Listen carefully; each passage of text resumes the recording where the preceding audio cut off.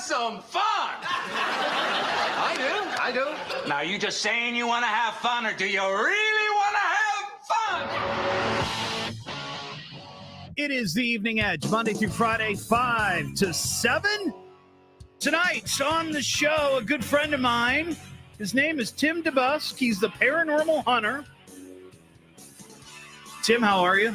Good. Thanks for having me. Good. Tim hosts he's got a show on Amazon, right? Yep. Ghost hunting show. Other Side, got 2 episodes on there.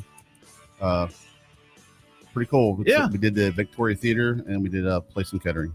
Oh, very cool. So we're going to talk about that. We're going to talk about some ghost hunting, some haunted places here in the Dayton area. And we can take calls now. We got it sorted out. The folks watching on the live stream still can't hear the calls, but everybody else can. So I would encourage, to listen to the stream, or of course listen on the radio, or you can listen later to the podcast, and you can hear everything that you might have missed watching the live stream. Tim is also, I would consider you an artist. You're pretty good. You made the trophy for the cars crashing into buildings, right, which is fabulous. You can see pictures of it on my my Facebook page. Very, very cool for sure. He's also a custom bike designer, like motorcycles. Yeah, I've spent 20 years building custom motorcycles. Had a few covers, a few features, some international features. It was a good run. Yeah, but probably most important, he is the inventor of the Cheez-It pizza. Yeah. Out there at the Villa Tavern and Pizza. How many are we up to now? 3, I think 315, 316. Really? Yeah. So we're up to 300? Mm-hmm.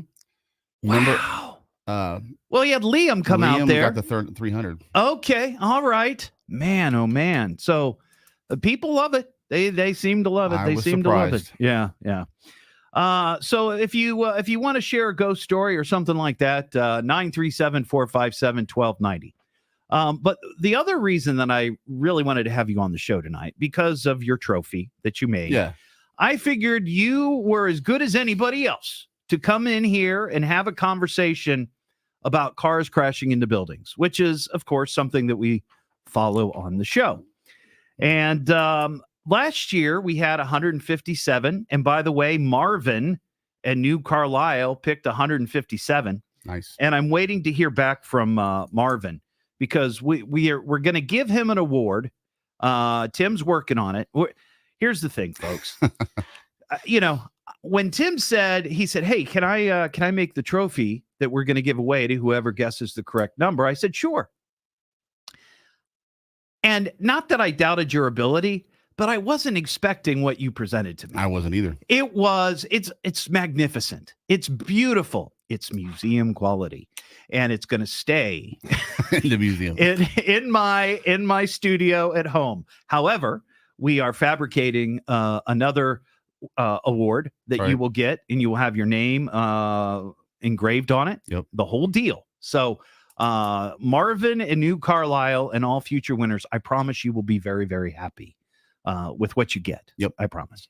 But I thought we would go over some guidelines, because I felt like last year when we were doing this, it was always a case of, well, do we count that? Do we not count that?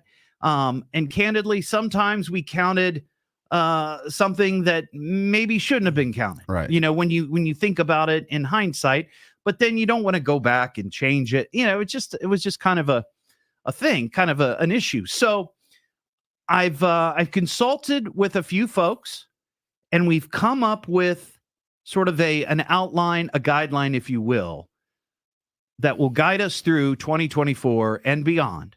Right. Now, I'm willing to open this up to discussion. If people want to call in and give their thoughts and opinions on it, that's fine. That's fine. But ultimately, I will make the final call. I'm just putting it out there. Right. That's the way it's going to be. So here are some parameters, and these are on my Facebook. If you're going to guess this year, and by the way, we're not taking guesses quite yet. I want to make sure the phones are fixed to the best of their ability before we start doing that. So maybe it'll be sometime next week. Okay. But tonight we're just going to have this discussion about this and many other things. We got aliens in Kentucky. We got aliens in Florida. We've got a woman using food as a weapon in Florida. Perfect. Yeah. And today is an auspicious anniversary, something that happened in the news 30 years ago. Yeah. 30 years ago today. So we're going to talk about it. But here are the guidelines as we get started here. And I guess we should probably play our little sounder, just make it official here. In local news, a spectacular car crash. House car. Okay. So the first thing that always comes up when this discussion occurs, cars crashing into buildings, what is our area of what is the geographic area that we are going to include? All right. Because lots of times people listening from Lima or somewhere else, random, they'll report to me, hey, there's been a car into a building. And it's like, well, that's kind of out of our listening area. In the sense that most of those people are probably not listening to it on radio. Many of those people outside of the area are listening on the stream. So we kind of have to narrow it down. Right. Otherwise, it just becomes unmanageable. So traditionally, these are the counties, okay, that Dayton has included in what we call the area of dominance, okay, plus one or two more. And there's reasons for that. So here are the counties that we are going to consider for 2024 and moving forward. Auglaize, Butler, Champaign, Clark, Clinton, Dark, Fayette, Greene, Highland, Logan, Mercer, Miami, Montgomery, Preble, Warren, and Randolph, Shelby in Ohio, Randolph, Indiana, Union, Indiana, and Wayne, Indiana. Wow. Now, I posted this earlier, and somebody said, well, why are you including Indiana? Well, those three counties are right on the border, and they're actually closer to Dayton's media market than they are Indianapolis. So that's why they get included in all of our coverage. It's that way on TV. It's that way on radio. So, and many folks, in fact, that live in the western part of the Miami Valley, some of them work in Indiana. So, that's part of the crossroads, if you will. That's part of it. So we're counting those three counties, and that's what it is. Highland County is sort of southeast, but we have listeners down there. And also, let's see, where else did I say? Clinton County. A lot of listeners down there. So basically, you're going to have to rely on the listeners down in those counties to help out with the totals. That's right. So if you live in one of those counties and you see a car or you hear a story or something like that, or see it in your local paper or Facebook group or community, whatever, you forward it to me. Now that takes us to our next question. Proof. We need proof because lots of times I'll get calls or messages from people and say, hey, this car crashed into such and such. Okay, well, I don't have a picture of it. I don't know the exact address, and it's not always covered in the news. A week or two ago, my wife backed into our garage. Well, she hit the side of the house, or kind of the frame of the garage, backing out. Now, of course, we didn't count it, and I wouldn't report her. Right? It would not be good for no. But I need to see proof, and I need details. The other aspect of this is there's got to also be an article from a news source.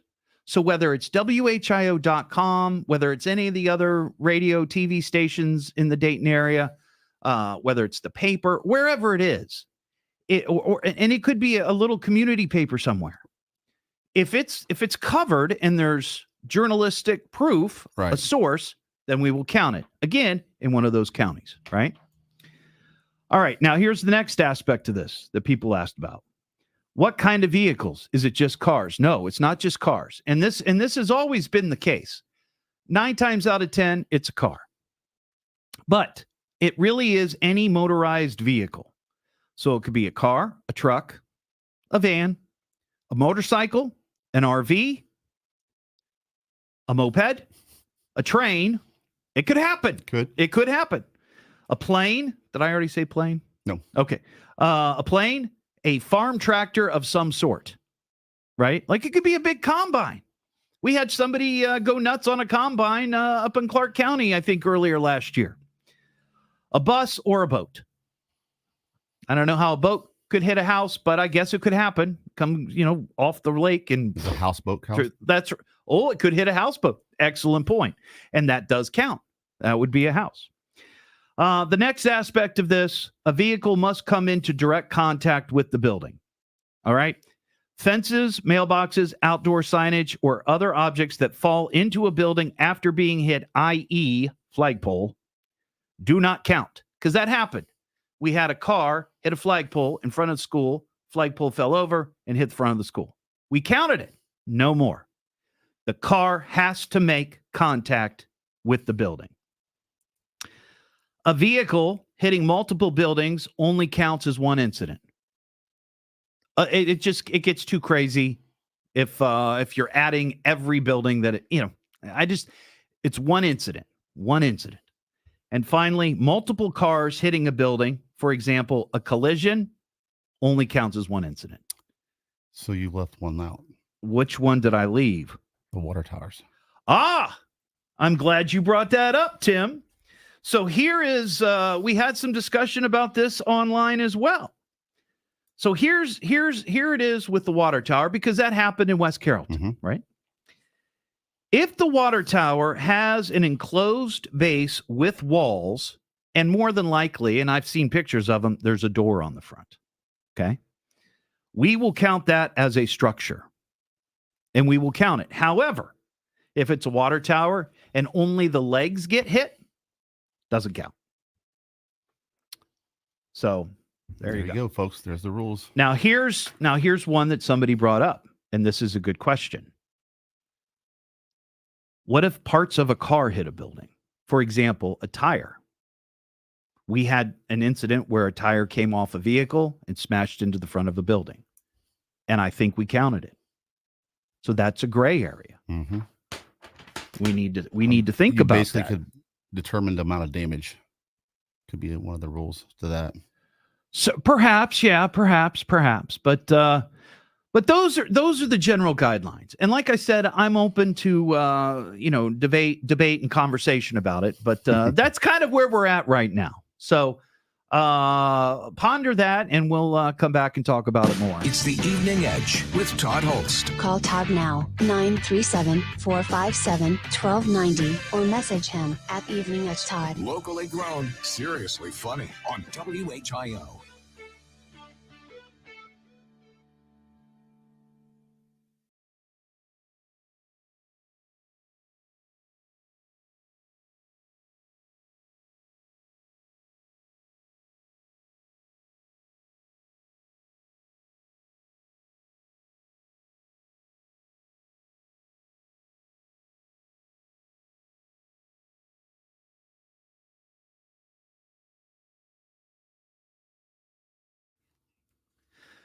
All right, everybody. Hope you're all having a good day.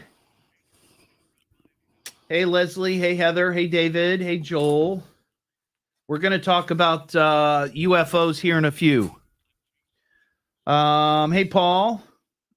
Hi, Heather. Sorry for all the confusion. Can't believe the definition of building isn't in this. Thanks for the water tower ordeal. Hey, Clinton. How you doing? So Tim is here, and we're going to be talking some ghost stuff. We've actually got a couple calls that we will take. See how that goes. But If you have any ghost stories you'd like to share or something spooky or haunty, or if Joel, you got a comment on UFOs, by all means, give us a call. 937-457-1290.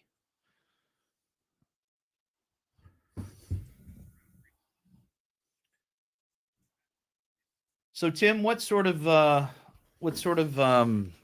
investigations do you have coming up? We're going to be doing within the next month or so. We're doing Maggie's bar on North Dixie, Okay. and then I'm looking at a private home in the Dayton area. It's having some actual. They're saying it's poltergeist. Really? This would be my first time doing something like that. They're saying a lot of objects are moving in front of them, and they're seeing like a lot of like fog inside the house when it should be. Oh, wow. So We'll I'm bring gonna- that up on the air as well, not just here on the stream. But Yeah, so I'll be meeting with them and then spending a couple of days off and on just to get some information before I actually do the case, right. and just take some notes about the house and learn the history, when it was built, and Sure. where it sits at. And a lot of that, lower valley areas, they have more, Okay. low Cool. line fog and stuff like that. So That's cool. there's a lot goes into a lot of that stuff that people don't realize. It's not just go there and do it. You Yeah. want to do a little research. Yeah.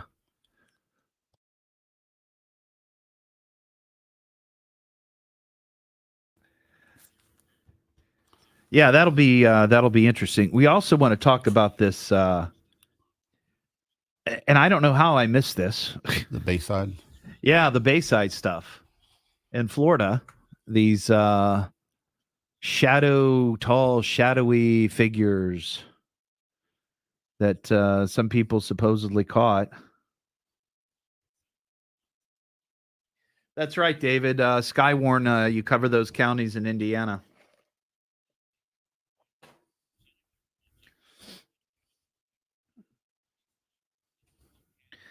Let's see.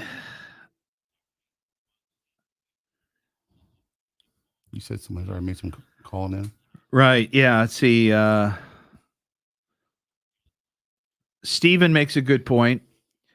Just an additional point, not all vehicles that hit buildings are reported by media or law enforcement. You will have to rely on pictures in most cases. And that's what I said. Yep. If a listener wants to send a photo saying that, hey, this happened in my town or my neighborhood, and you show me a picture and you tell me when it happened and, the address and all that, then I will count it.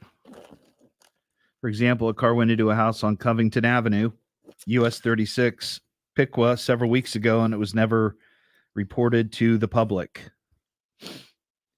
I don't know which. I thought there was one that we did that was maybe up in Piqua. Was it the Corvette? Was there a Corvette that went into a house or something? I thought that was in Piqua. I could be wrong. I can't remember. Too many to recall, So what exactly determines what the Miami Valley is? What counties? Is there like only several, or is there more than you said today? Well, the counties that I mentioned sort of fall in what we would consider the Miami Valley. Clinton County and Highland County are sort of in between, like, the Cincinnati and Dayton sort of area. But, was it Wilmington is in Clinton? Isn't that right? I think so. Yeah. So, and I know that I have listeners in Clinton or in Wilmington, well, in Clinton County. So, I kind of feel like that's sort of part of this area. I've always sort of considered Wilmington as sort of being part of the sort of Dayton area. Right. Maybe somebody disagrees with that, but I grew up here and I just remember whenever there were weather warnings and they'd run through the list of counties, There was. all of those counties were mentioned. Right. Everything that I mentioned, that's what. So I thought the same thing. I thought, is that what when they did the weather rulers? Was that who all the counties considered in Miami Valley? So, for the most part, Yeah, we would cover, and in fact, even with weather, we would cover even more, areas. But all right, we're coming back.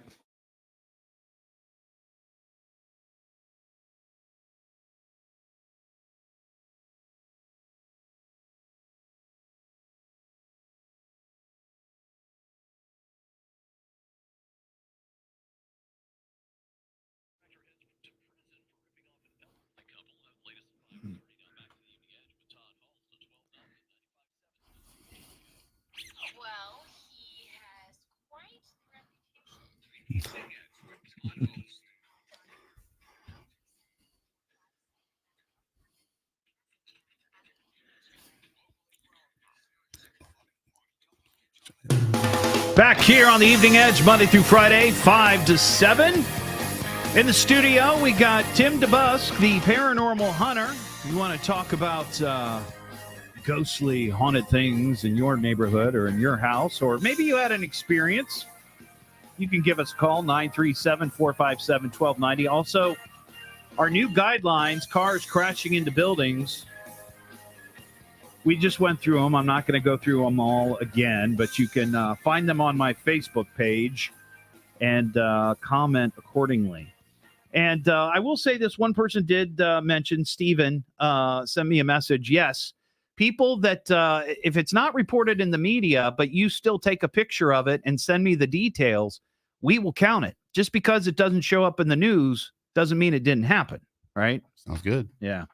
Let's talk to Kathy in Kettering. What's up, Kathy? Hey.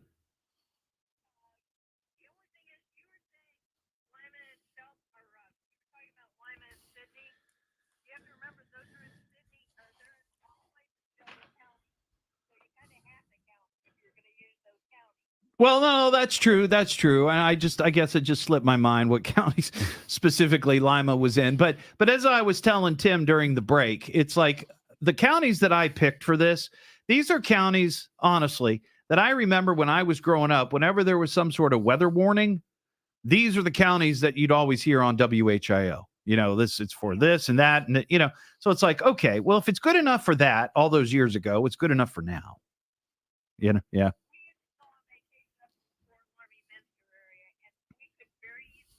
Yeah. Right. Kathy, let me ask you a quick question. What are your thoughts on ghosts and aliens?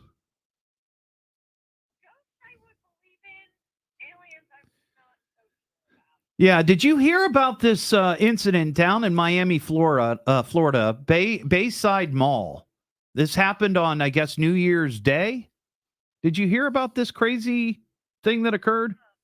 So apparently, the initial report was that there were a bunch of teens fighting at a mall. So about 100 cops show up because it was like, they said 50, 60 kids fighting. So it was a big deal, right? So people show up and the cops show up, but then caught on video, these tall, shadowy figures, apparently, this is what they say. I've seen video of it. I'm not so sure. I'm the skeptic.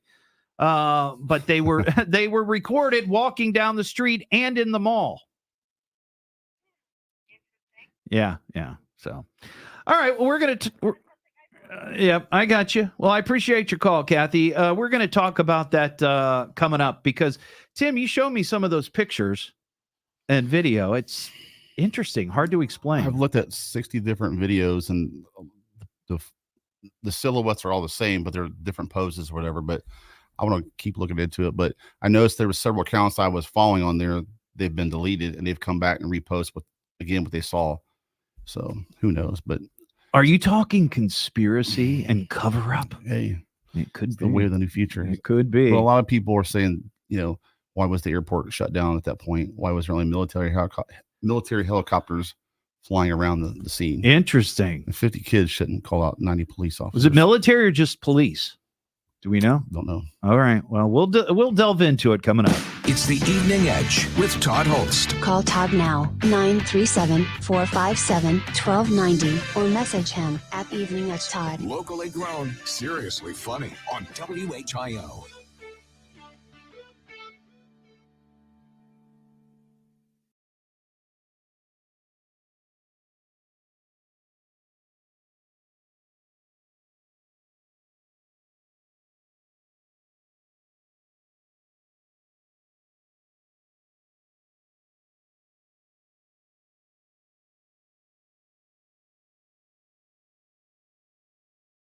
All right, let's see. Linda has a question for Tim. Wants to know if you have ever investigated, or I guess even heard about the Ross House in Bel Air, Ohio. I have not. I've heard of it, but I have never investigated there. We let's see, the ghost hunting that I did was down at the Sorg Theater last October. And we went with a friend of ours, Kayla, and was very interesting. I mean, it was my first experience, and I had a couple of unusual experiences with the flashlights, Mhm. coming on and off, and you were having a conversation with something, and it seemed to be turning the lights on and off of the You know, flashlight. a lot of people want to use all this fancy equipment that's thousands of dollars, but cheap stuff, lights, recorders, Yeah. catchers, just as good as expensive stuff. Yeah. Because if you believe in ghosts or spirits, they don't have a preference of what you're using. And Right. that's where, they don't even know, yeah, really. I mean, I guess if so, you believe in that. if you catch it, you catch it. Doesn't matter how you catch it, as long as you catch it. Yeah. I've always liked the light theory because there's a fine line there. Well, Because you can tap on stuff and it'll blink or see this is, maybe this will come up. I had an experience over Christmas, and it wasn't. Let me back up. I don't want to mislead. It wasn't a ghostly experience, Right. but it had to do with a light turning on and off, and it reminded me of the flashlight thing, and it reminded me of something that someone had. What is this? I mean, someone says he knows that we can't hear what the callers are saying. Oh, on the stream? Yeah. Yeah, I understand. I'm sorry. I know you can't hear the calls on the stream. Technical issue we're trying to fix. Anyway, somebody had mentioned to me, well, maybe I'll just save it for the air. Somebody's posted on here. John Gabbert says the phones are down this week. Was answering somebody else. Oh, yeah. I don't know why I'm not seeing any of those messages. It hasn't populated or something. I don't know. Far down. I don't know. Somebody put on here, has Tim ever lived in a house he thought was haunted? Yes. My last house.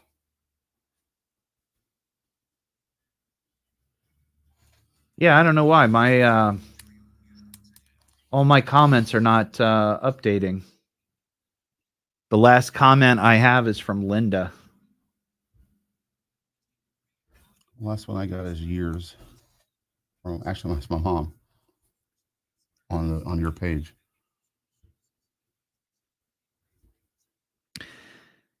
Cassie just commented, sent me a message, going over spelling words with my son currently, but is it possible it could be the Nephilim giants? Talking about Bayside. I mean, biblically, the Euphrates River drying up. Could that be the reason? Just a thought. I don't know. I have no idea. It's just crazy. Like, at the end of the day, a lot of it, people say, do you believe? I believe there is aliens. But the problem is that I do understand you just don't come out and just start showing stuff and showing this. You're going to upset the balance of religion. We're a faith-based world. You're going to send the place into chaos. Prime example that look at the little radio thing of the War of the Worlds. Yeah. Wars of Wills. Yeah. I mean, people got hurt. Yeah. Yeah. That was just a radio show. Yeah. Show them something in real life. Come out and see Independence Day for Real in the Sky. Stuff Right. crazy. Yeah, but here's the thing. It's like, I think there's so much crap that is put out there that clearly can be explained, or is people just screwing around and trying to, and I think that just dilutes everything. I saw something on the Daily Mail today where they said somebody uncovered this buried footage of some sort of jellyfish looking drone flying over a military base. Oh yeah. And I look at it and I keep watching it and thinking that it's going to move, and all I see it as is some sort of smudge on the lens. It doesn't I don't see what other people are seeing. Right. But I feel like people who are looking for something like that are more inclined to be like, oh, there it is. There's the proof. See, it's that's like, that's why I like watching the show. I've been watching this called Skinwalker Ranch. Well, that one scientist on there, he's also an astronaut. He's getting ready to go back up in space. So everything is meticulous. Let's do this, but let's try messing with the ground with a Tesla coil, all this stuff. So they're trying to find everything. So that's the stuff I like. Yeah. Because he's not basically trying to debunk it. He's just trying to get to the matter of the fact. Let's when we come back, let's talk about your upcoming investigations and kind of go about what you were saying earlier about the house and the poltergeist and all that.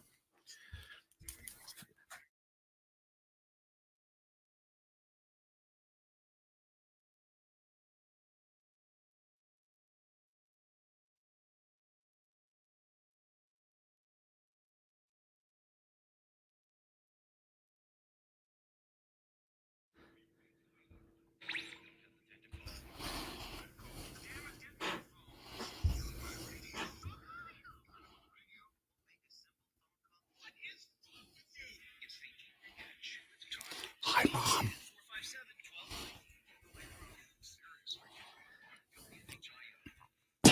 Back here on the Evening Edge, Monday through Friday, 5 to 7. In the studio with me tonight, Tim DeBusk. He is the paranormal hunter, co-host of a Amazon show on ghost hunting. And we haven't done one of the episodes of our Dark Edge podcast in quite a while. Mm-hmm. We had some scheduling issues, but we're going to move forward with that this year, here in a few weeks, hopefully.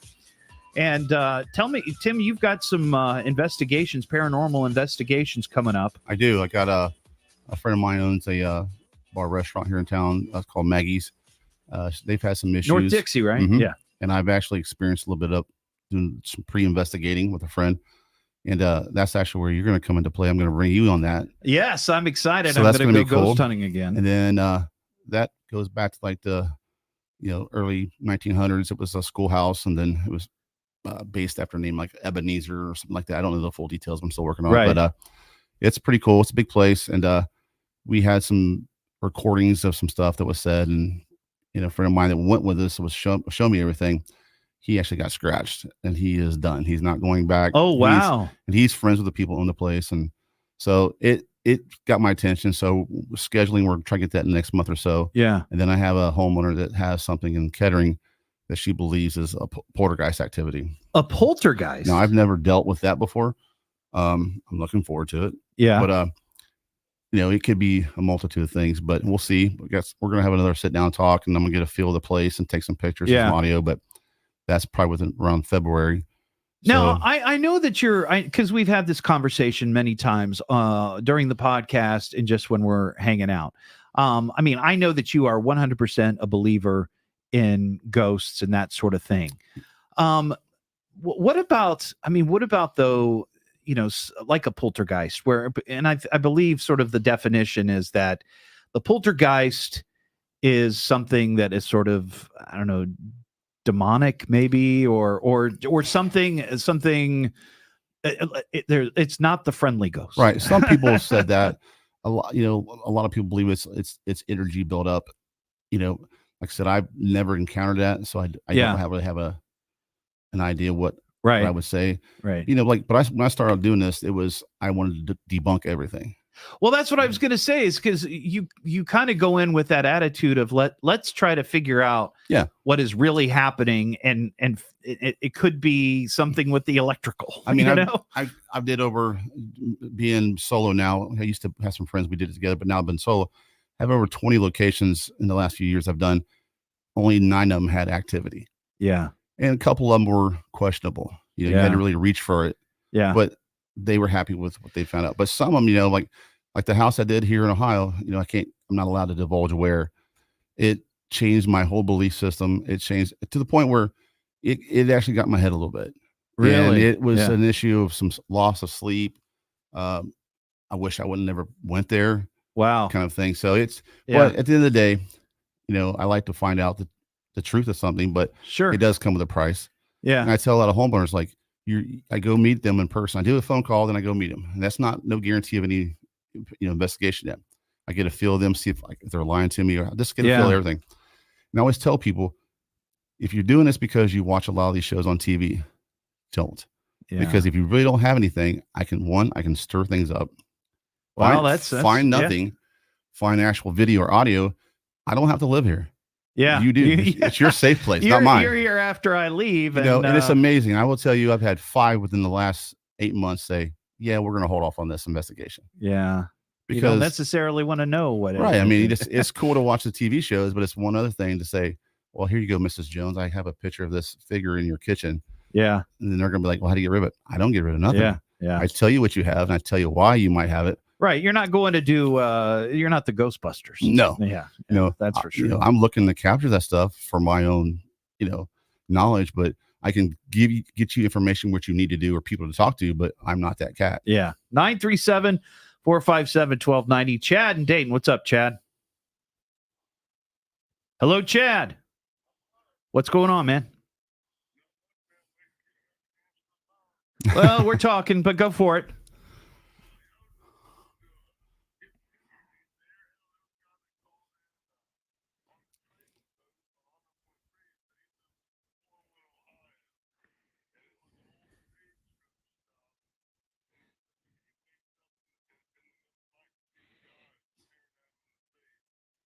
Wow. He said, like, are they stage cowboys or people from the period or the year?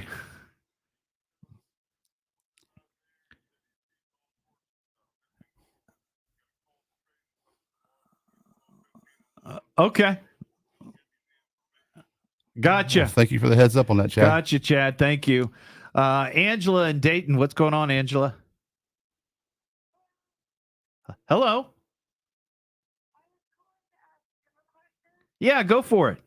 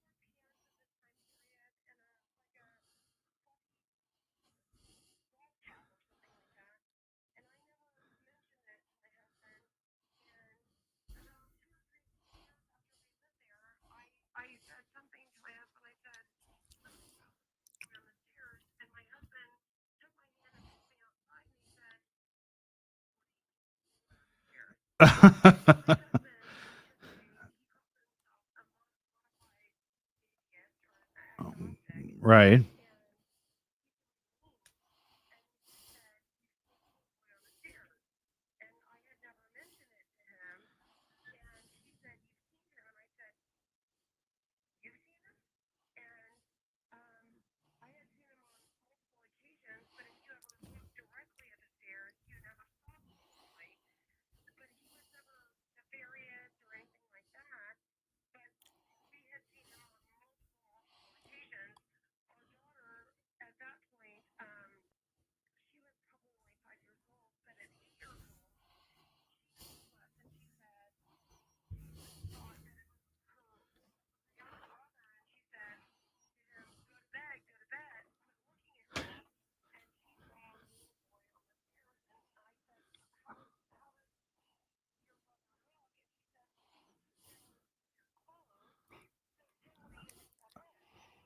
Did you ever do any research on who lived there before you?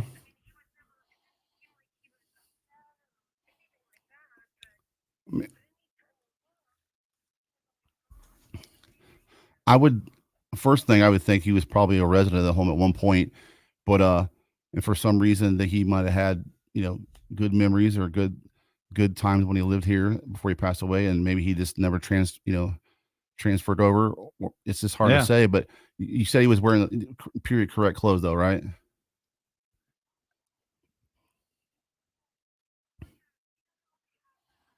Like little knickers or something. Yeah.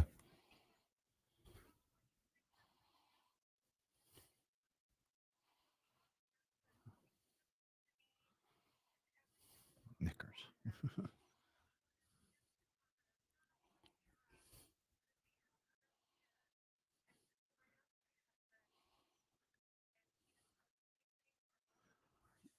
Wow. Yeah. Interesting. In danger or threatened or anything like that. I would almost say it would be like a residual, like a tape being played over and over again, sitting on the steps. But when you're saying that he's standing there in the bedroom with your daughter, like some sort of interaction there or something. So it's like, to me, this sounds like he just never was able to cross over.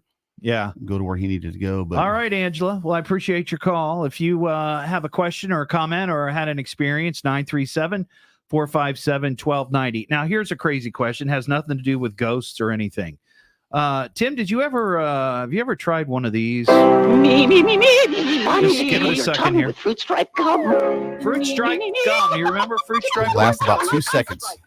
Yeah. Each pack has different tickly fruit stripe flavors. Cherry stripe, lemon stripe, orange stripe, lime stripe. I remember that from my childhood, and it was always a big deal going through the checkout line and like, you want the fruit stripe gum. It just seemed more fun. I always say like the horse face cartoon or. That's right. It was like a zebra. Yeah. It was a zebra. Yeah. Well, they are doing away with it. Oh. They are ending fruit stripe gum. It's sad. It's kind of like if they got rid of Necco wafers, which we talked about. William, my producer's like, no, get rid of the Necco wafers. It's like 4 or 5 chews in, and the flavor's gone. Yeah. You go through the whole pack in about 20 minutes, right? Yeah. Well, if you are a fan of fruit stripe gum, get it while you can. What am I listening to now? What is this? The Evening Edge with Todd Hollst. It's a radio show. It's entertainment. Fill it up. T-O. Double D. H. Oh. Double L. S-T. I can remember that. Locally grown, seriously funny. I'm puzzled by the whole.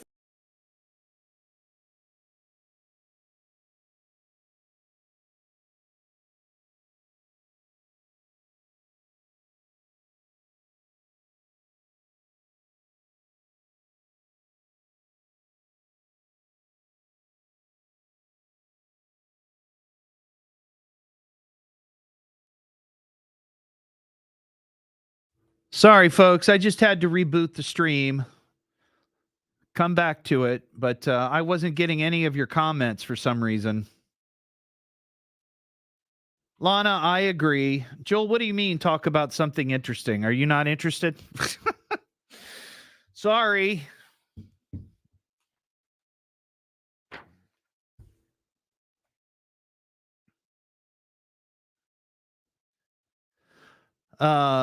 Tim, Leslie has a question. She wants to know, do you take into account sensitives, folks that are sensitive to spirits? Do you work with them? Or I have worked with a couple. I think I prefer them over more of a medium.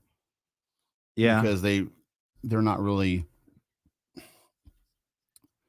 to me, most sensitives are reading the room at that point. You know, a lot of them don't say, well, 2 days ago I was hearing this, or I'm seeing that.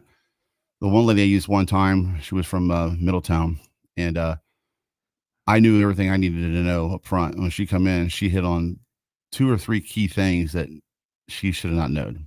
Yeah. And I'm a firm believer in her. Like I said, I've used her a couple times. Now, I've used her one other time on a house that a family member passed away, and the daughter was very adamant that the grandfather was there. Both parents were atheists. They did not believe in any of it. And this woman didn't know anything about what he looked like, what he did in life, anything. Yeah. And she said, this is what he's telling me, or the feeling I'm getting, and described this person almost to a T. And the wife, lost it.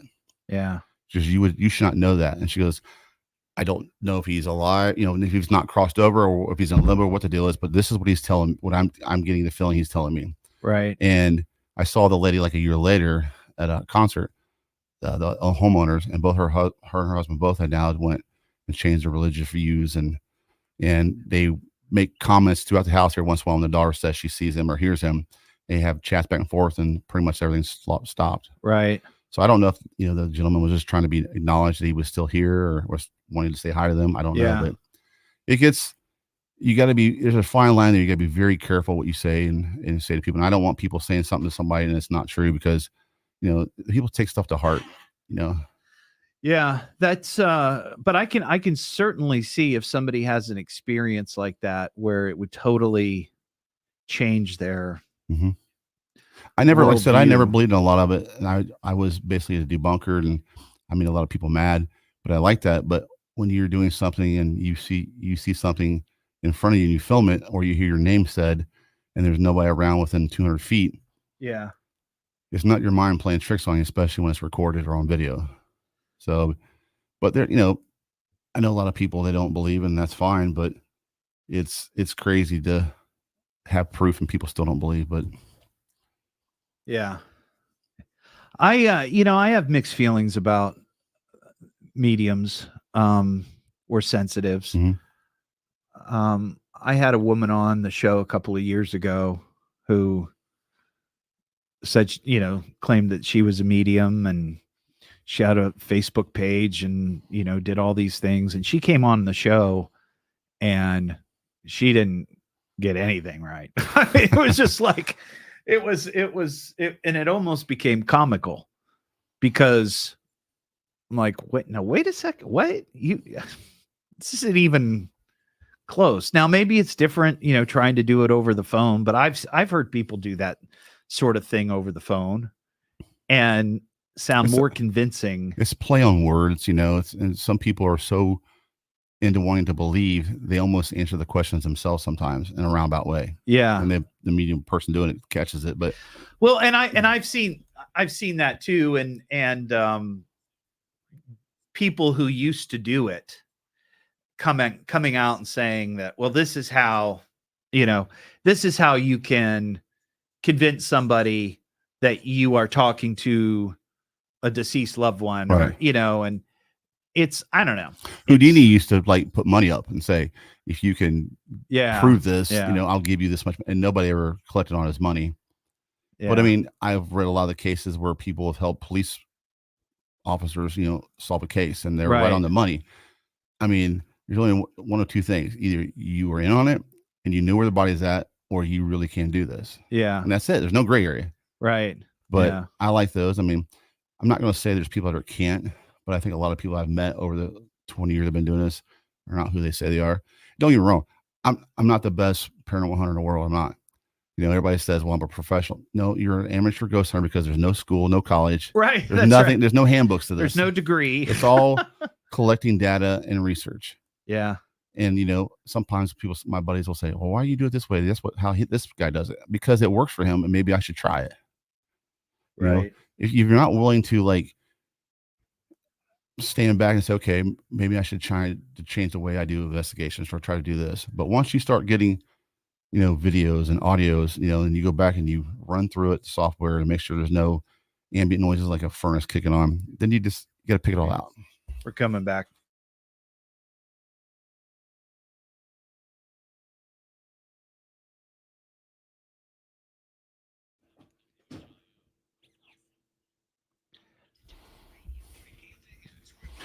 Probably ghosts. Yeah.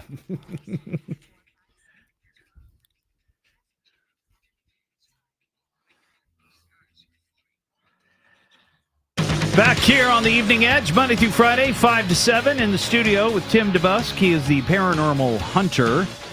And we're talking ghosts, ghostly encounters. Mm-hmm. If you got a ghost story, or you experience something unusual, you can get Tim's perspective on it. 937-457-1290. Let's talk to Kate in Dayton. What's going on, Kate? Hey.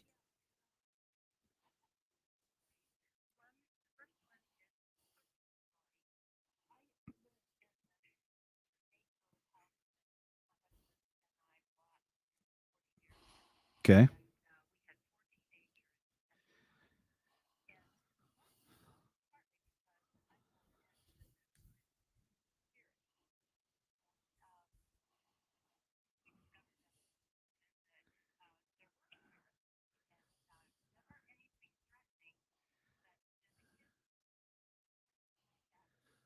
Ah, right.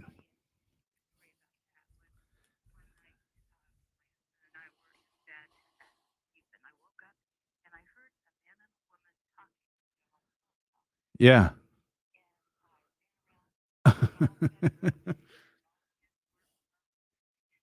Right. Was it sexy talk? I got you. I got you. Murmuring or moaning. Right.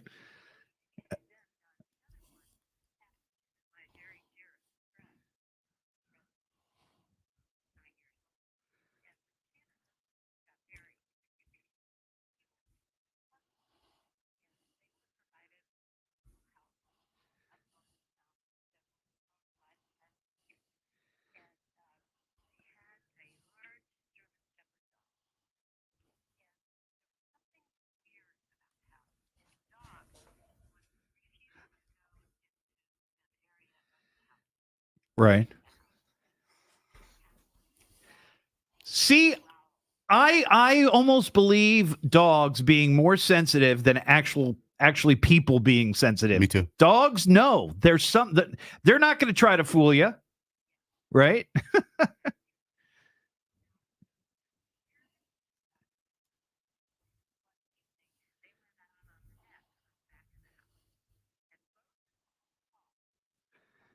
Yeah.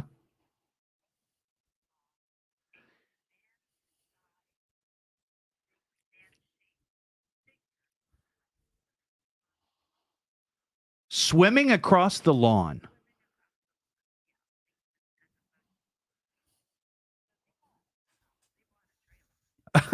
Get out of there. Yeah.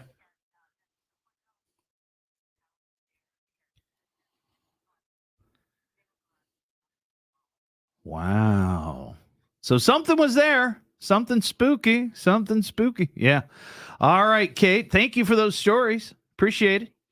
937-457-1290. If you got a story you want to share, give us a ring. It's the Evening Edge with Todd Hollst. Call Todd now, 937-457-1290, or message him at Evening Edge Todd. Locally grown, seriously funny on WHIO.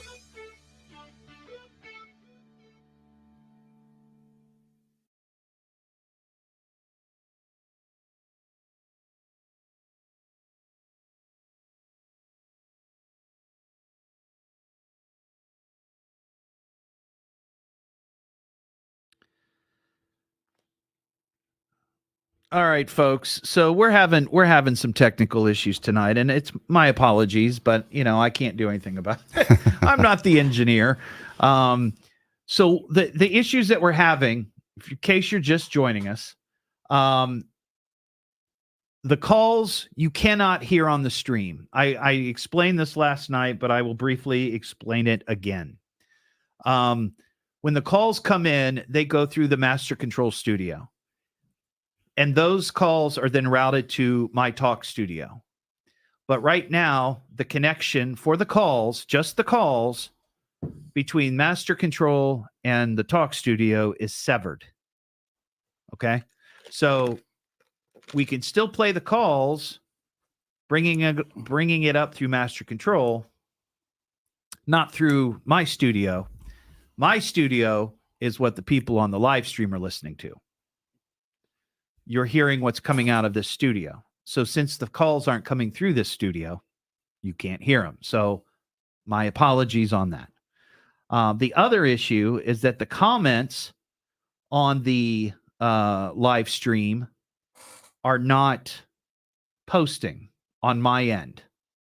And I just tried to reboot it. And maybe I'll try to reboot it again, or I'll just watch the comments on my phone, which might be easier. So I don't know. It's frustrating. It's so frustrating. Leslie says, my mother-in-law told a story about a ghost she saw standing over my sister-in-law's crib when she was a baby. I described the woman to my mother-in-law down to the ghost hairstyle. It doesn't always happen in areas, but sometimes the visions come through. Interesting. And Kelly says, Liam's mom says you're doing a great job. Thank you, Kelly. Sue Lehman says, great show, guys. So That's mom. is that your mom? Yeah. Oh, It's going to cost me money for that one. By the way, hi, mom. Captain Scurvy, that is correct. It says you can talk about me behind my back. Awesome. Go for it. Go ahead, since I can't see your comments. Susan says you're doing great. Well, thank you, Susan. I appreciate that. Yeah, see, none of those comments are showing up on my screen over here, but they are on my phone. So I don't know what the story is. Very, very frustrating. Terribly frustrating. But as long as you can see us, I guess that's good. You can see us, right?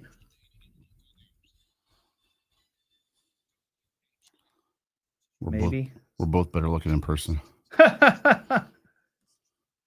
Yep. Your mom just said, hi, son. And then someone said, hi, Tim's mom.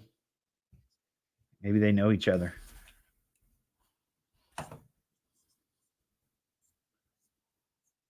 Oh, good. Yes, you see me. Excellent. Well, then I'm not going to worry about the comments on the screen. It's really weird. But I knew that this week was going to be a little challenging with this sort of thing.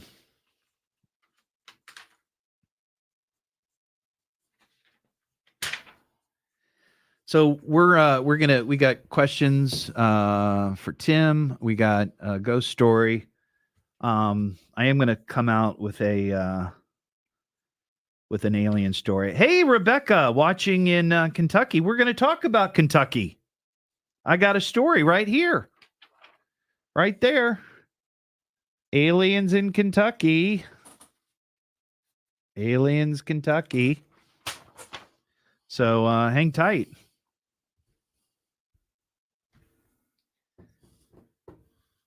Looks like we've only had one talk about something else.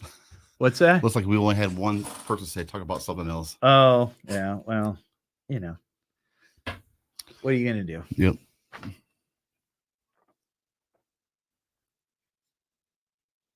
That's funny that gum come up on the screen back there. Oh, yeah. Yeah. That happens all the time.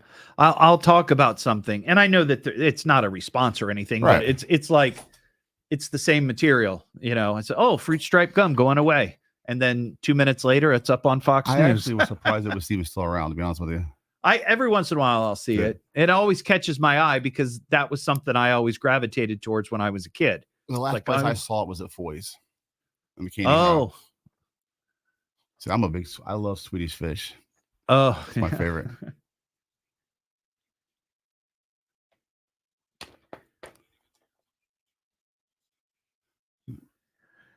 I appreciate your dedication, Lana.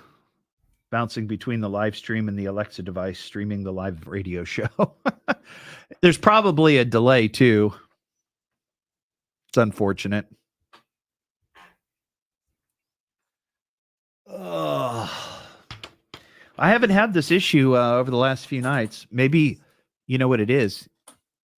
You're possessed. Probably. You've come in and you brought a ghost. My friend at work said you were going to go in today and you're going to ruin the whole show. What? He said your vibe's going to ruin the whole show. The phones won't work. No, he said it's going to be. He said it's going to be like your podcast. Oh man! That's one of our technical issues with the podcast in the beginning. Well, I'm glad, Lana.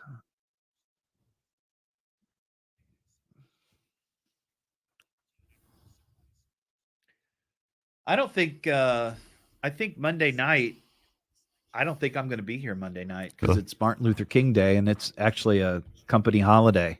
Really? So, yeah, we got some calls here.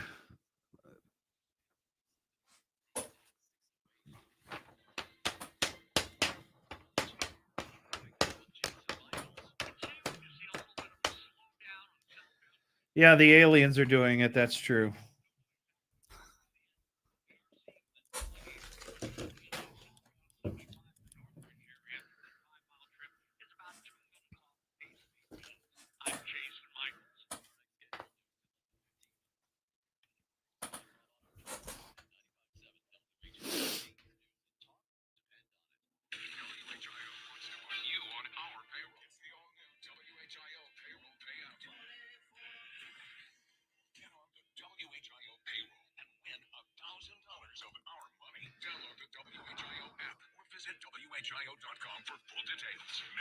Back to America's most listened talk lineup, 1290 and 95.7 WHIO.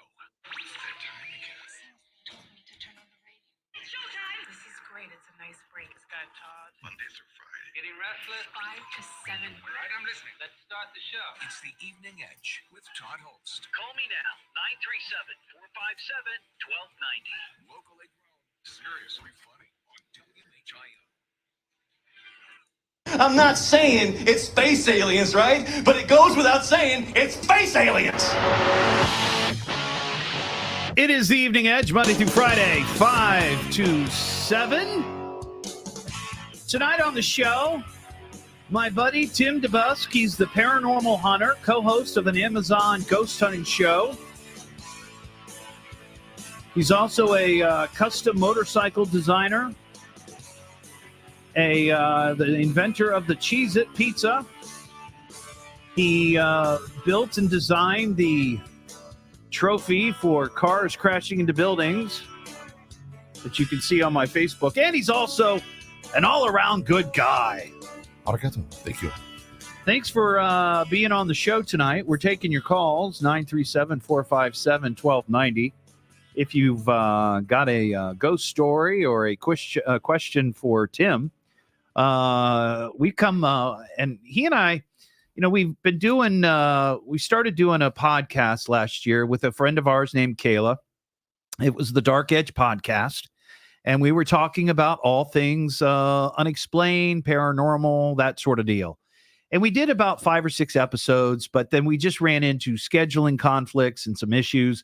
But we're going to move forward here in a couple of weeks. Tim and I are sort of teaming up, and he's got some investigations that I'm going to go with. We're going to start doing the podcast again. And I thought this would be a good way to sort of start it off. I think I'm going to take tonight's show and actually put that out there as part of our podcast. Well, I appreciate you giving me a chance to come on the show and talk to some of your listeners. And I know some of them probably thinking, who the hell is this guy? He should he be on there? But I appreciate it. I'll determine who should be on the air on this show, and Tim should be on this show. And I really appreciate it. But just a quick thing I want to throw out there. A lot of people hear you on the radio every night, and just like me, we appreciate what you do. It's a lighthearted event.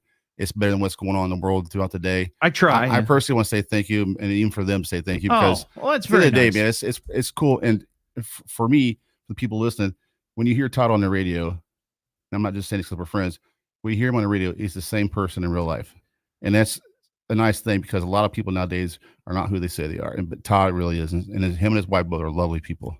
Well, thank you. That's very kind of you. I appreciate that. So if you got a question for Tim, 937-457-1290. I did want to get to this this particular story, and it has to do with aliens.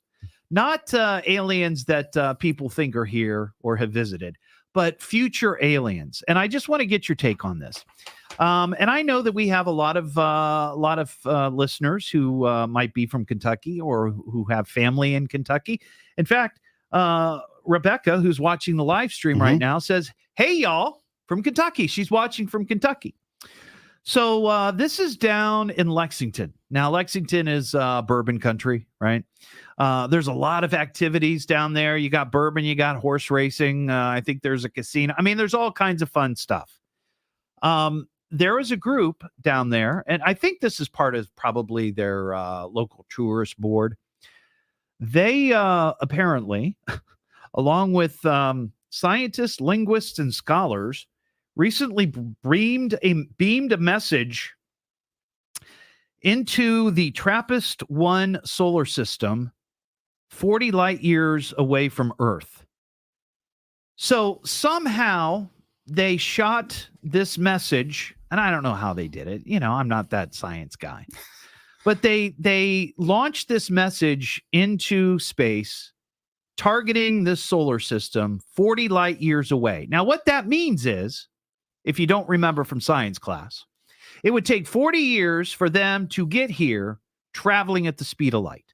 We're talking 235 trillion miles. Now, here's what do you think that they sent up? I have no idea. They sent up an invitation to the aliens to come visit bourbon country. in Lexington. That was their message. The missive represented the first interstellar travel advertisement. The team used a modified infrared laser to deliver a specially coded message, which was approved by the U.S. Federal Aviation Administration.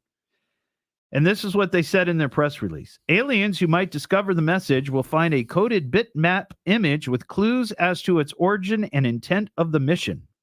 They'll also see photos of the horse capital of the world, noting the wide open spaces perfect for landing a spacecraft. Now, here's my question.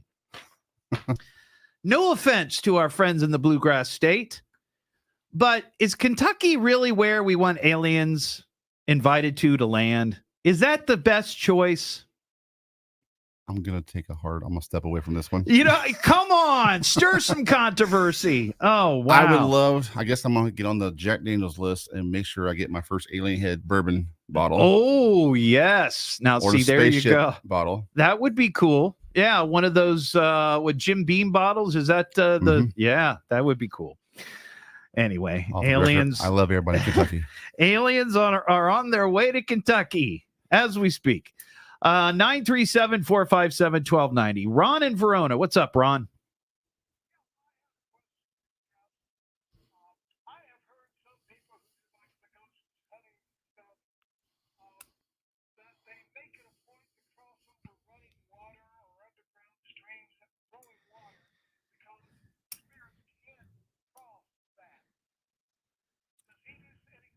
I've never heard of that. I know that I've talked to other people that do investigations, and they do a lot of the what do you call it? The dowel rods. Oh yeah, using dowel rods. They for some reason they like to go around the stream areas, underground streams, but I've never really done anything like that. I've never really heard that, but I know they try to typically go towards that. Now I've heard other people say that it's not true. They do that because the water and the magnets of the earth, whatever, it adjusts with the rods.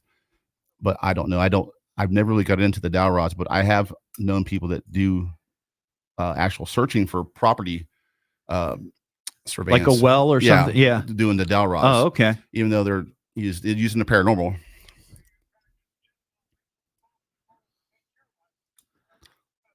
So the ghost can't cross water. Is that what you're saying? Yeah, I don't know. I've never really heard that. Most investigators have a ritual, what they do when they enter a home or a location, and the same thing when they leave. Sure. Like I said a few years ago, before I really believed in a lot of it, I've been doing it for 20 years. I didn't do basically an exit strategy where I said, you're bound to stay here. You're not welcome. Yeah. Whatever.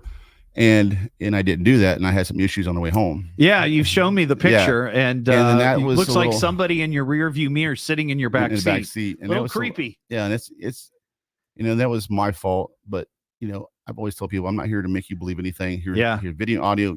You believe what you want to believe, but I'm very, very particular about the things I'll post or not post. Yeah, so. I got you. Thanks for your call, Cindy in Beaver Creek. What's up, Cindy? Hello. Yeah, go for it. Go ahead.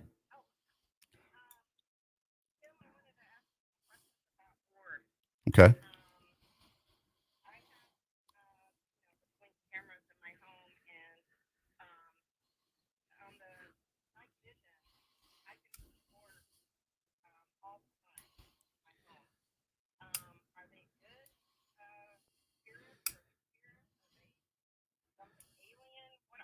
Could they be dust particles being reflecting light? And I'm being serious. Yeah. I'm not trying to discredit you, but sometimes I've heard when people say, "Oh, there's orbs," or "I see orbs in this." It's really just some particle that is maybe just a bit big enough that it's reflecting light, and that's what it looks like. And a lot of the IR cameras will do like little burst of lens flares, or on a video you'll get those sometimes.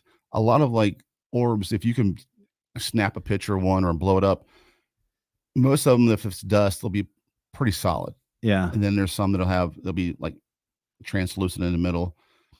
Then the orbs I've encountered that actually, I have videos that's on my social media pages where they've come out of TVs or come out of, objects like a curio cabinet. Dust is not going to do that. and they have a certain way they travel. I've never felt in danger or felt scared in any sense of it. You know, there's I can't give anybody, like, people ask me at their houses, like, what's the definite answer? I don't have a definite answer because we don't know for sure. But what I would say is, like, if you get the orbs, you can get pictures of them, blow them up, and then if you got any other pictures you've got recently, if you want to send them to the paranormal Facebook page or Paranormal Hunter Facebook page, I can take a look at them for you and see what I can come up with. But yeah, it's hard to say. I mean, it's each individual's opinion. A lot of people will say it's 100% dust, but I have orbs that do what I say to do on command and go to a certain finger or a certain spot, and there's nothing else in the room. You have command over the orbs? Well, or they have it on me. One of the two. Orb commander. But I mean, it's a lot of my stuff I've caught. I've debunked it because it's been dust. Right. But you know, I have typically, when I do a home or a place, everything's turned off, furnaces, everything's unplugged, TV. So there's no. Yeah. And then, you know, I'll typically tell people the day before I come, just do a really nice cleaning of the house, and then that way when I come, we're not kicking up dust. Yeah. Because a lot of the stuff, people are automatically going to believe it's something when it's really not. Right. Sounds good, Cindy. Take a picture of the orb and send it to Tim, okay? Get on there on his Facebook page and send it over.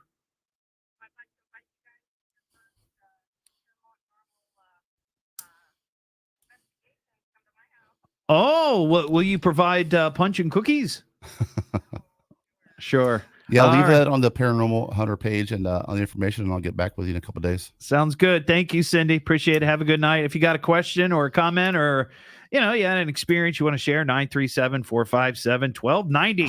What am I listening to now? What is this? The Evening Edge with Todd Hollst. It's a radio show. It's entertainment. Fill it up. T-O. Double D. H. Oh. Double L. S-T. I can remember that. Locally grown, seriously funny. I'm puzzled by the whole thing. On WHIO.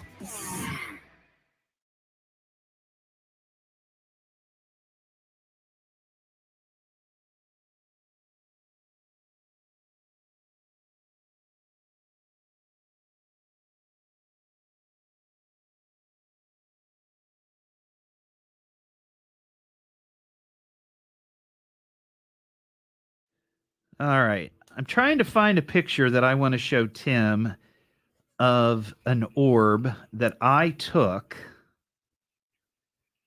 Let's see if I can find it. And I'm going to, if I can, let me see. Hang tight, folks. Hang tight.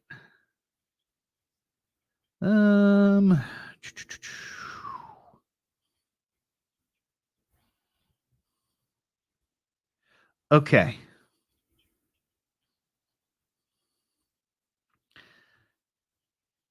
So I need you to look at, Tim, look at that picture, okay? And then swipe it to the left, and you will see that it, or maybe it's the other way. You talking about the green? Yeah. Now look at the picture previous. It's moved. And your picture is almost in the same frame. Yeah. You know where that is? Gettysburg. Really? Yeah. Can you see me those two pictures? Yeah. I'll blow them up my computer. Ugh. I'll do this one.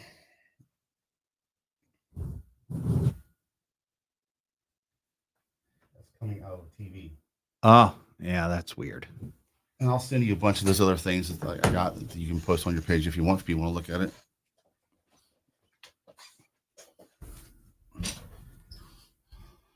I will let me send this to you real quick.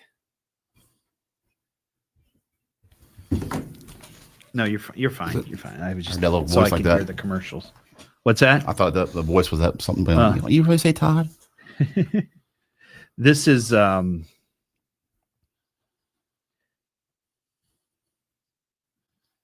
no, let's see here. This person said That is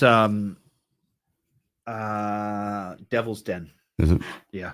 This person there and said, after my day at work, in my opinion, better to visit Kentucky than Ohio. I look, I kind of agree. You know, I got you.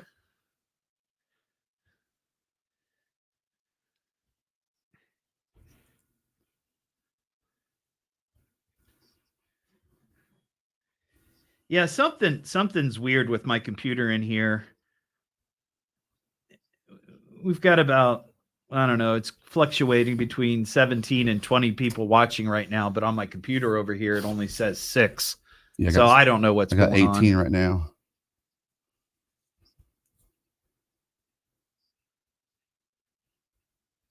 Oh, it looks like we're off. Are we off of Facebook? No, we're not No. off of Facebook. We're on right now. Yeah, it's showing up here that it's not on Facebook. I don't know. I don't know what's going on. Something's not right. Probably just needs a big reboot. Yeah, I just raised my hand and it showed it. Oh, Captain Scurvy, I know. I'm just joking about Lexington in Kentucky. I went there in May and I enjoyed it. It's beautiful down there. I'm just having fun. Be better for the aliens to land in Lexington than Riverside, I'll tell you that. What's the oldest building over at the park over here? Oh, Caroline? Mm-hmm. The oldest building? Well, they have the original Newcomb's Tavern. Good. I think it's the original. I don't know if it was taken apart. Rebecca, you're from Riverside? That's where I live. I don't know if it was taken apart and reassembled over there, or if it was moved in one, you know. But that might be the oldest, because I think that was there. That might be from maybe the late 1700s. Now, can you go inside of it? Yeah. I wonder if they'd be. I think it went there. I know Kayla talked about wanting to do something over there, and are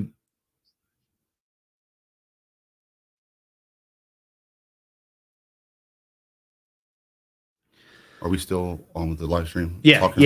yeah. I potted it down to tell you that, but I would have to I'd have to see what his feeling is. Maybe he would be open to it if I was involved. Right. But that's what.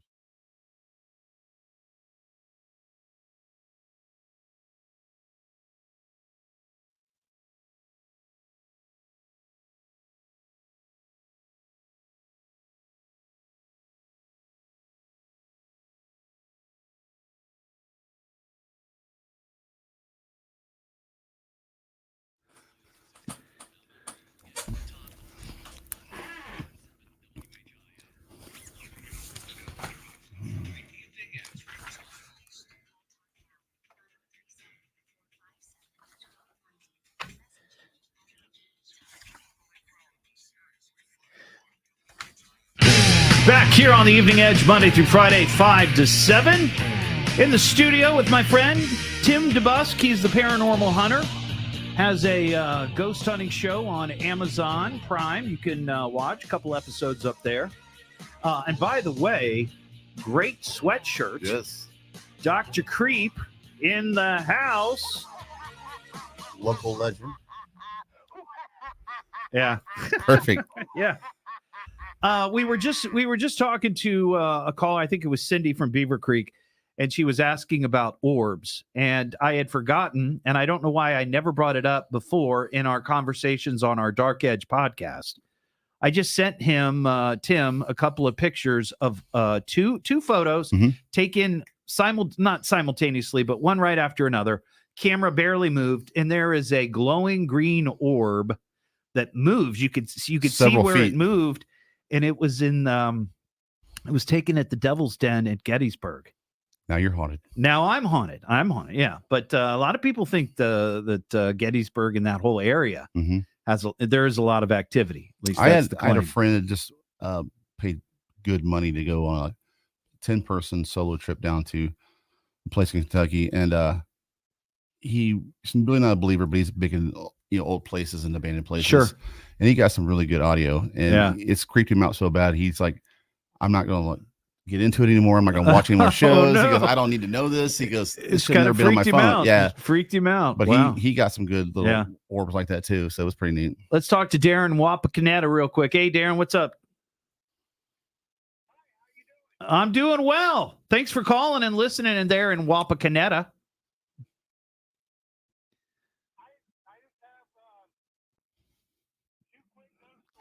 Yeah, make them quick. Let's go. My first fire run as a firefighter in Wapak was across the street from my neighbor's house, or from my parents' house, and grew up with the whole family Sure. and everything, and I had to put him in a body bag Oh, and went to Cincinnati for a heart run 3 days later, and I woke up at 3:25, and he was standing up, put into my bed, exactly how I put him in the bag. And from that day on, I wake up between 2:45 and 10 after 3 every day since 2000. oh my gosh. Was it your first fatality you'd been on scene at?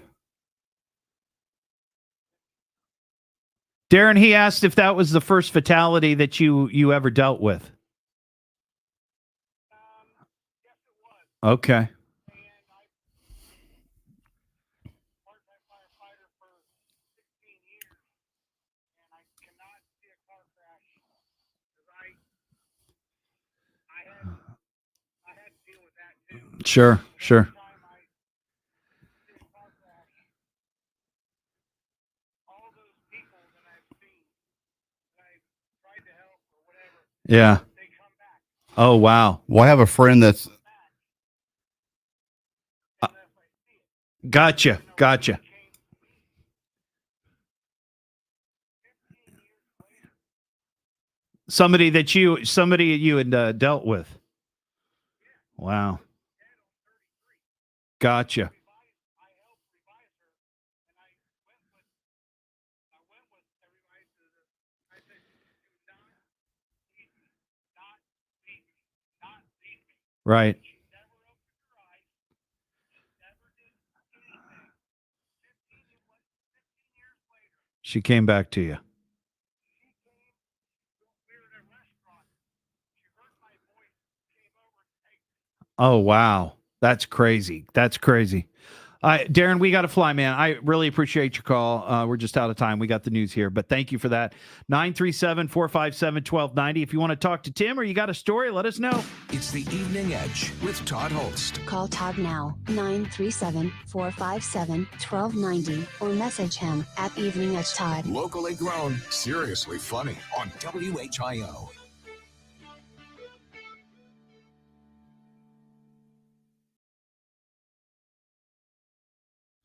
what's your last one. Linda asking, what's the name of the show on Amazon? The name of the show is called The Other Side, all one word.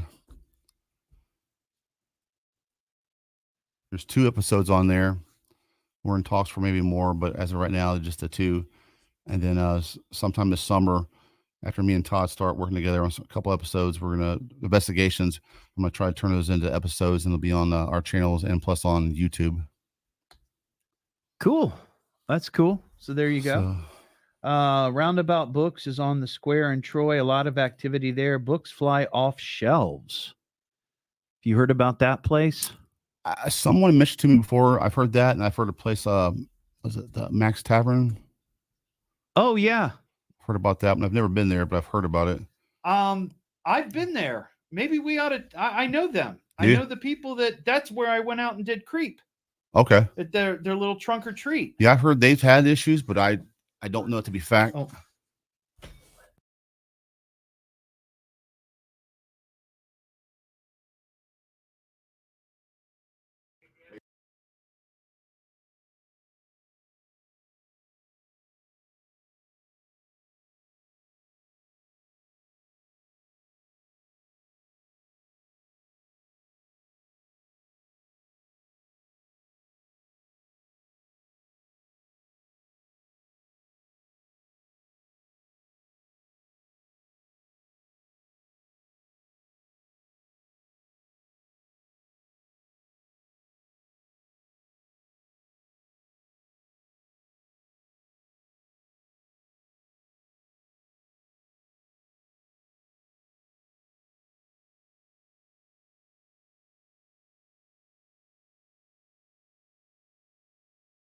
Tim, you're doing great.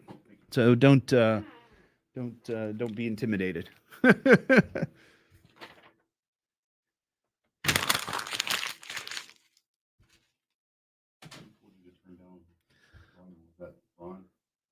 No, that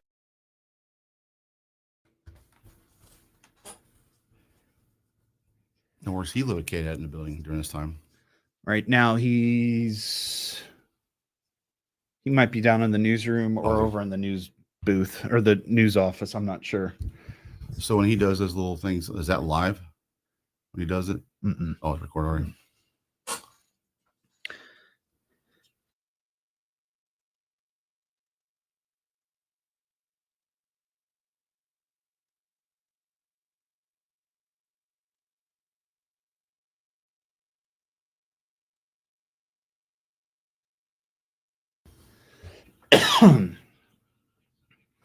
I bet we could totally get into to Max. Okay. I mean, in fact, I think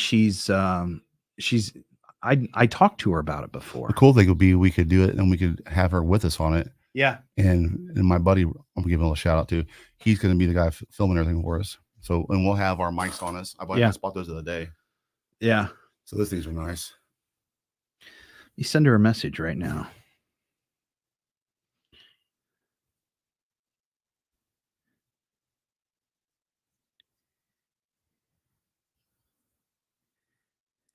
Hope I didn't throw you for a loop on the thing about people listening to your show and all that, because it is true. So I hear a lot of people tell me that. I appreciate that. I really do. I mean, it means a lot. I never get tired of hearing it, and I never get tired of people coming up to me and acknowledging me and thanking me. It's amazing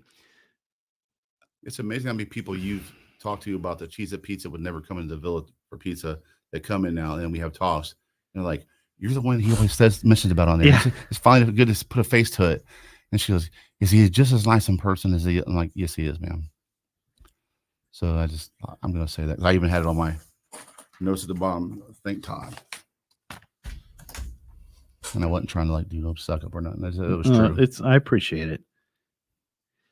An investigation. The weird part is every time we went out and had a beer or something, like how much of the same stuff we did at the same time, but never running each other, the same places. It's crazy. Yeah. Yeah. There's a few people in radio that are like that, where they've worked in Dayton forever. I've worked in Dayton forever, and I've never met them. Really? It's just like, for whatever reason, we just kind of never. I tell you, the guy I met years ago. I got athlete of the week. Thanks, Leslie. I wasn't too drunk when you met me. I'm just kidding. I'm joking. I know Leslie. I remember meeting her many times. Chicken wings. Rebecca says that Villa Pizza is the best. I would have to agree. Tim's the one who's usually making it, right? For the most part, during the day we have a new cook. She's fantastic at it. Yeah. So we finally got somebody good in there. The whole staff's good at the Villa. We try hard to make everybody have a good time and have a good experience. Yep. Tony owner, he's he's been there 16, 17 years, so it's been improved year by year. So. Yeah. That's cool. I have to convince Mary to go out there with me one night, like on a Friday or Saturday when the weather's good. Yeah. And see what it's like out there on the patio. It's fun. The band, especially like you do your show on Wednesdays, but it's kind of hard. But when we have like a band on the weekend, it'd be good. But yeah, there was a stigma there for years because it was that kind of a bar. It's kind of a biker bar. Yeah. So now it's probably really 40% bikers and the rest are just regular people that like to have a good time listening to music. And you can be a little more rambunctious there than most places. But people know that there's a certain level still. Yeah. And during the day you can bring your kids in for dinner. And we're coming back here. I mean, Liam was.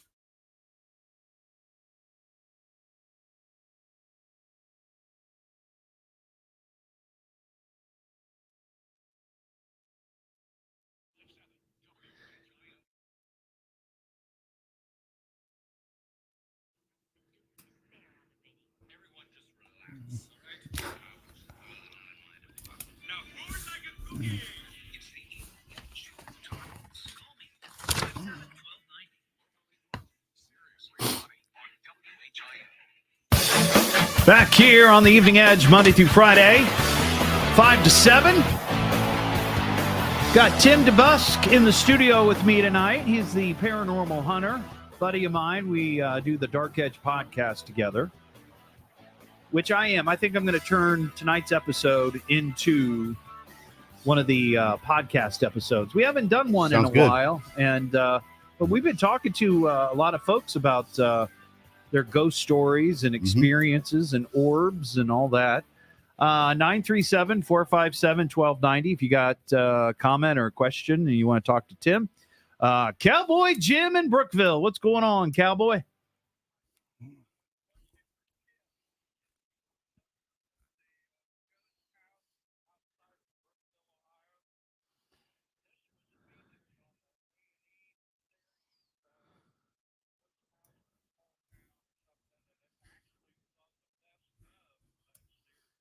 Where's it at in Brookville? I've got family in Brookville. Westbrook Road. I have heard about it. I actually think I saw it on what you said was the best of. I've never been there myself.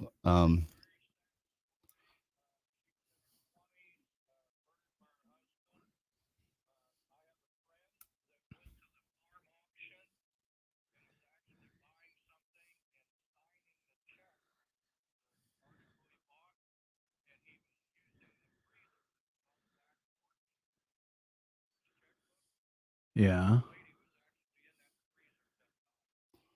Oh my gosh. Oh, wow.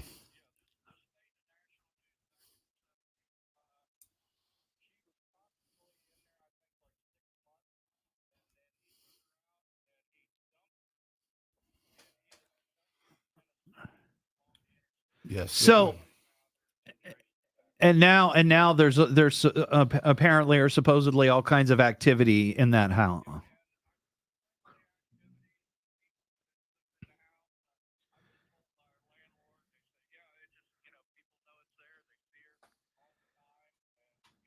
Wow. All right, Cowboy Jim. Thank you for that story. I appreciate it. Have a good one, okay? Take care. Thank Donna you. in Centerville. What's up, Donna? Hi.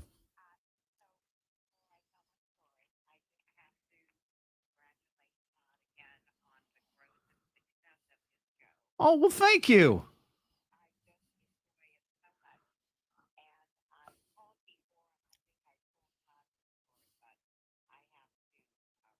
No, that's fine. Go for it. Mm-hmm.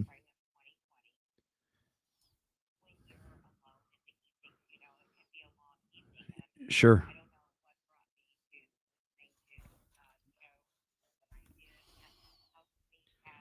Oh.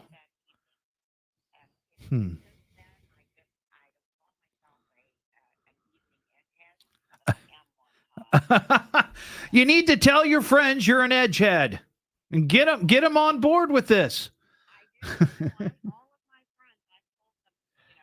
Sure. Okay.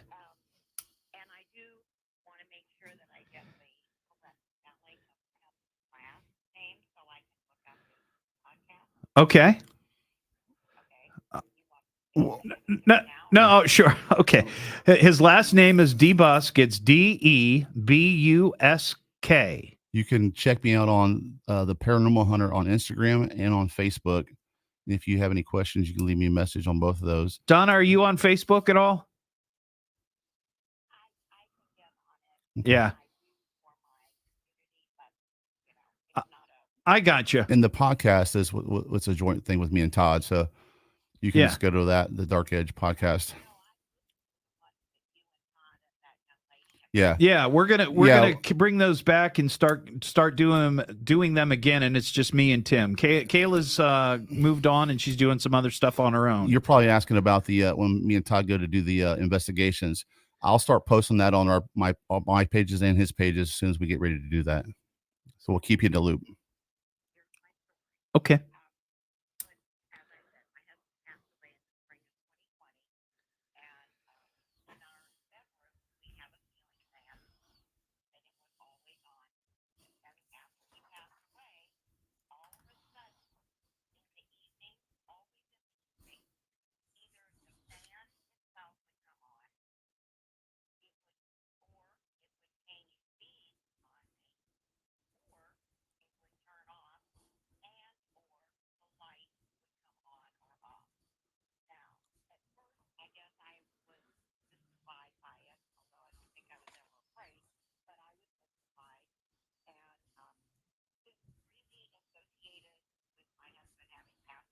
Right.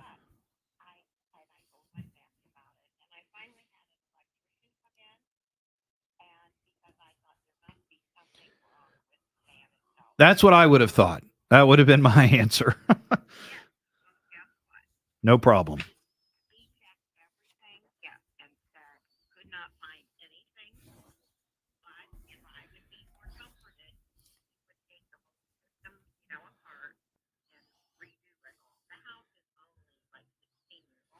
Right. Yeah.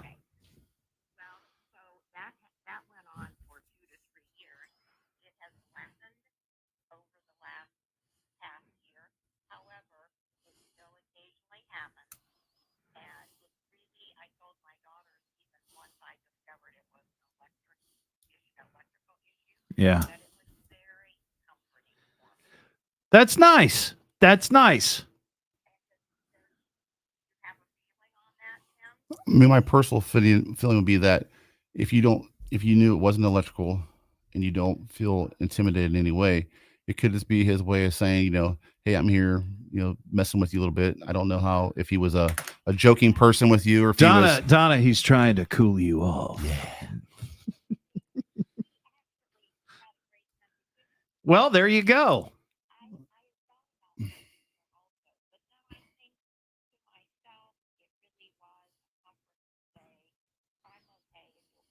Yeah, I get that. I totally get that. I get that. Thank you, Donna. Have a good night. Thanks for listening. Okay. Oh. Oh, man. I really appreciate that. Thank you, Donna. Bye-bye. 937-457-1290. Wow. That's beautiful. Yeah. Maggie and Lima. What's up, Maggie? Yes. Are you a fan of the orbs?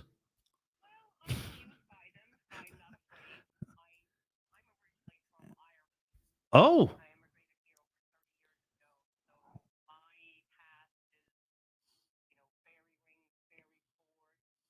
Sure. Yeah.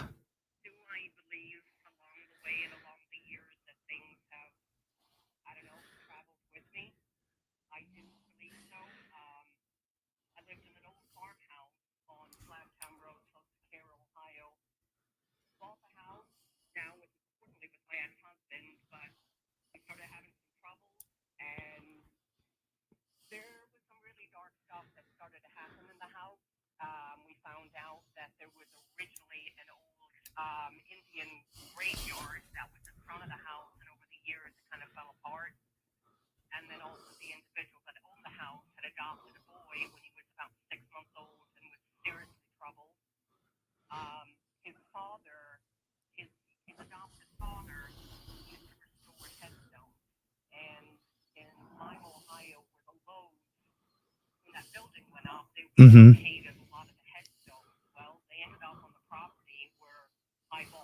Oh, wow.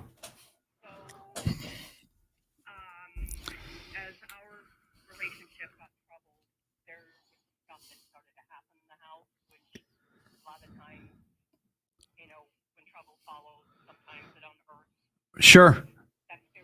Stirs it up. Stirs it up.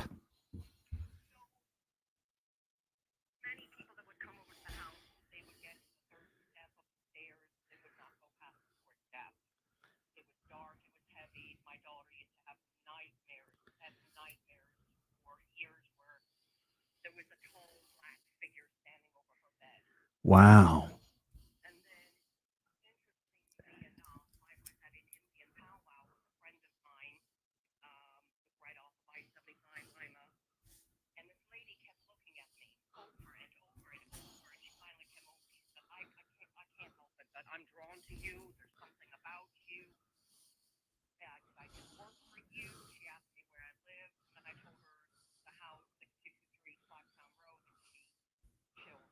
Oh, wow.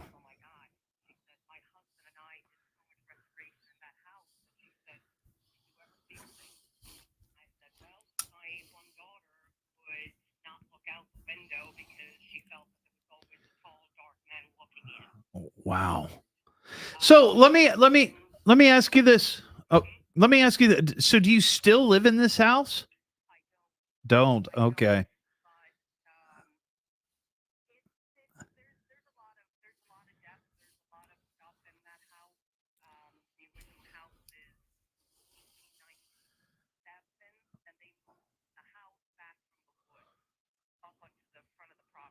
Ah.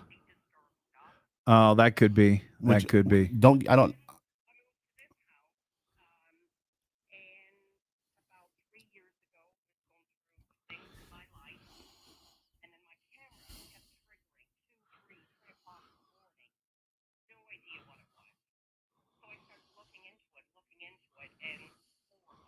Orbs. Right.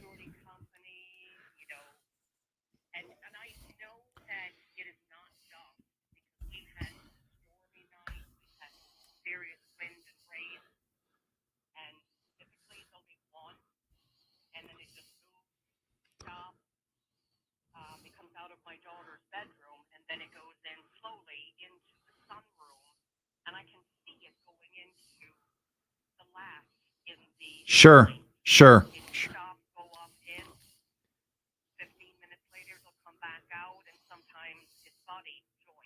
Wow, wow, wow. Maggie, I appreciate all that. That's very interesting. And again, talking about orbs. Yeah, if That you seems- would send me a message in the Paranormal Hunter on Facebook. I guess I want to get the information. I don't want the address on here, but Sure. what the street was, and if it's the Lowe's there off at the exit, and I'll do some research and see what I can come up with for you. All right, Maggie, thank you so much for your call. We got to fly here. I appreciate it. 937-457-1290. It's the Evening Edge with Todd Hollst. Call Todd now, 937-457-1290, or message him at Evening Edge Todd. Locally grown, seriously funny on WHIO.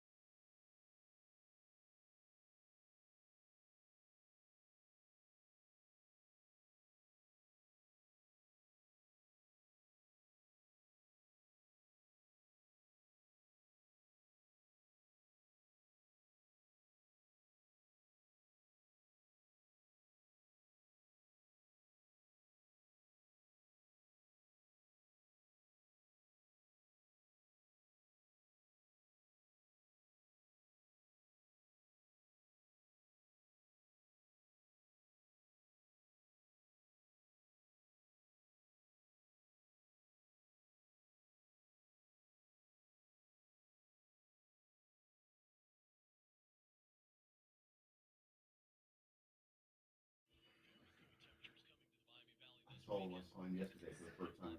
Never did it just 125. Hang on, hang on.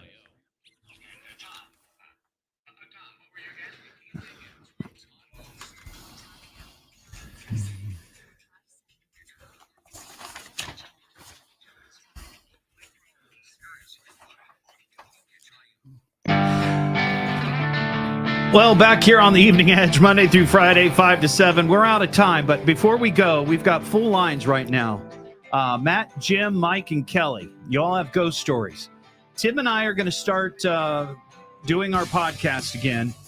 And if you could all just hang on the line, I will get your name and phone number, and we will call you and set up a time so you can tell us about this on our podcast. So please don't go anywhere. We're just out of time, but we'll get your info. Tim, you're going to be at a car show next month. Yes, I'm going to be at the Powerama Car Show, February 16th, 17th, 18th. My good friend Jeff's it's going to be out there at the Greene County Fairgrounds. It's a great show. Support local. We appreciate it. I'll be set up there, have a booth. I'll be signing some pictures for free. Come out and say hi. There you go. Well, Tim, thanks for coming in tonight. Thank you. Tim DeBusk, the Paranormal Hunter. You can find him on Facebook. We'll talk to you tomorrow just after 5 here on the Evening Edge.